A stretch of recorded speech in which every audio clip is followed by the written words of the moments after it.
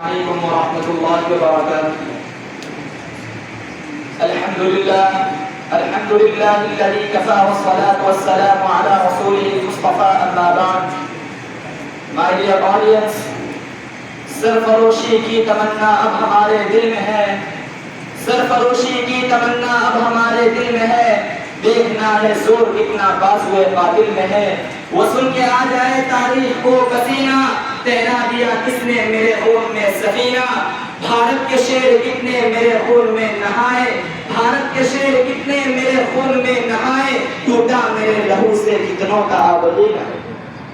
My dear audience and respected teachers, today on this auspicious occasion, I am going to deliver a speech on the topic of Indian Independence Day. As you know very well, it's the most important day for all Indian citizens. It's the day when we got freedom from British rule. After many years hard struggle by the great freedom fighters of India. We celebrate this day every year on 15 August for the sacrifices of our great freedom fighters and our ulama who sacrificed their lives for making India free. My friends, as you know very well, today in all over India, there are many programs and celebrations are held to remember our freedom fighters. But unfortunately, the role of Muslims and sacrifices of our ulama who sacrificed their lives for freedom are not maintained anywhere. That's why today I am going to talk about the real heroes of the freedom and the full history of Indian independence. My dear audience and beloved brothers, as you know very well that before 1947, the British government used to be in India.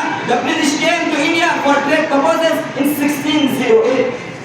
Later, they established the East India Company and became more powerful.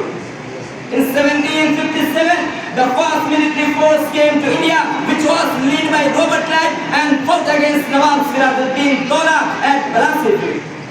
Because of Mir Jafar's disloyalty, the British force defeated Nawab. Since then, the dark days of India had started and the East India Company transformed from trader to ruler.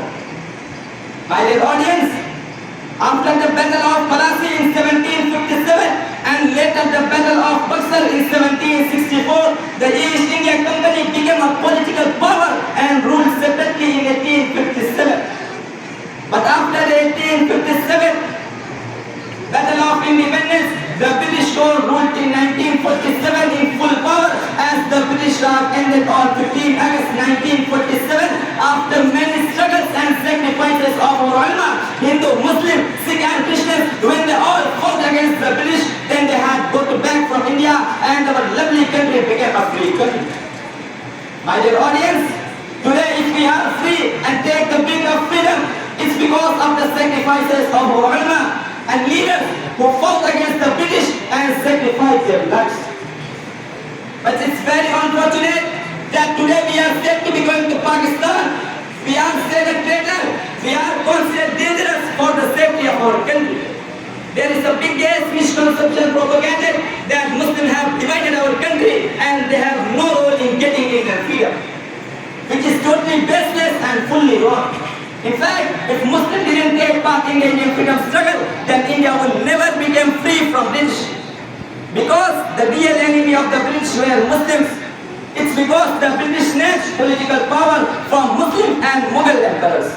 Many Mughal emperors and leaders sacrificed their lives of protecting motherland, such as Nawab Sirajuddin Daulah, Hyder Ali, Tipu Sultan, Maulana Shah Waliullah Muhaddis Delhi, شيخ الإسلام مولانا حسين أحمد مدني، شيخ الهند مولانا محمود الحسن Deobandi, مولانا قاسم Nanotvi, مولانا Mohammad Ali Miyan Johar, مولانا Abul Kalam Azad, etc. The list is long.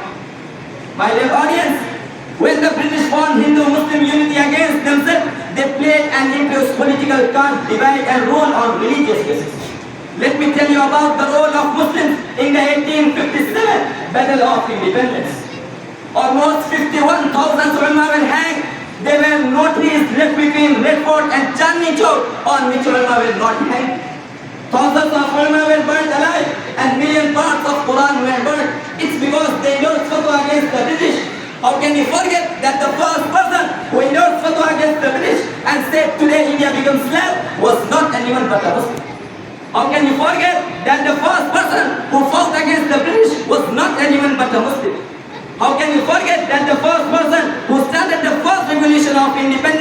was not anyone but a Muslim.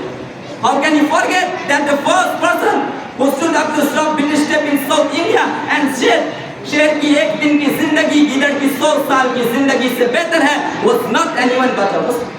How can you forget that the first person who said खिलौना समझकर न बर्बाद करना कि हम भी किसी के बनाए हुए हैं, खिलौना समझकर न बर्बाद करना कि हम भी किसी के बनाए हुए हैं, फिरंगी की फौजों में हुर्मत के फतवे सर चढ़कर हम गाए हुए हैं, वो शजरे आज़ादी को खून देकर सींचा, वो शजरे आज़ादी को खून देकर सींचा तो फल उसके पकने को आए हुए हैं was not anyone but a Muslim.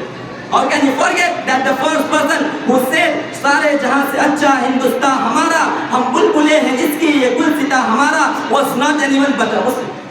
How can you forget that the first person who sounded the slogan of Islam Zindabad was not anyone but a Muslim.